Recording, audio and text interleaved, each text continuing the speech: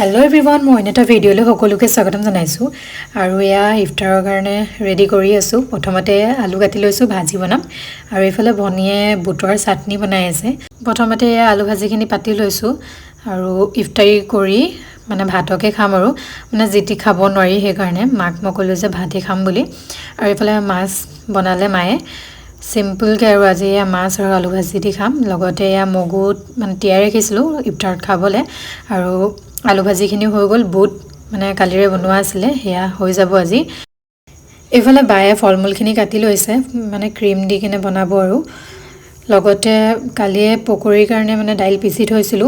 হেয়া মানে দুদিন হৈ যায়গে আৰু ধুনিয়াকে হেয়া ভাজি লৈছো ফ্ৰিজতে ভৰাই থৈছিলো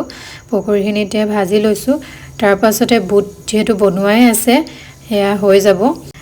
চিকেন আসলে মায়ে গলে হেয়া চিকেন রোলে বনাই দো বুলি অলপ বেলেগ ধৰণে এয়া তেল গৰম হৈ গল ইয়াতে জিৰা দি দিলে পিয়াজ জলকীয়া তেজপাত এখিনি ভাজি ললে আৰু এয়া দি দিছে বন্ধাকবি ক্যাপসিকাম লগতে দিছে গাজৰ যে সবজি ভাল পায় আৰু হেয়া দি দিলে হৈ যায় লগতে সোৱাদ অনুসৰি নিমখ দিছে আৰু এয়া জিৰা গুৰি দিছে আৰু জালুকৰ গুৰি দিছে আৰু এখিনি অলপ সময় ভালদৰে ভাজি লব তাৰ পিছতে এতিয়া দি দিলে আদা মানে ৰুকনিত ৰুকি লৈছিলে হেয়া দি দিলে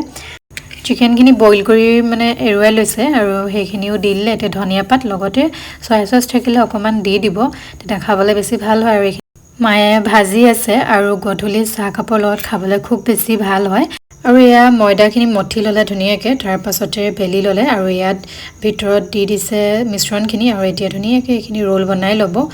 আৰু খাবলৈ খুব বেছি ভাল হয় মানে ৰঙা চাহৰ লগত খাই খুব বেছি ভাল লাগে লগতে কিবা চাটনি বা সসৰ লগতো খাব পাৰিব আৰু এয়া এখিনি ফ্ৰাই কৰি লৈছে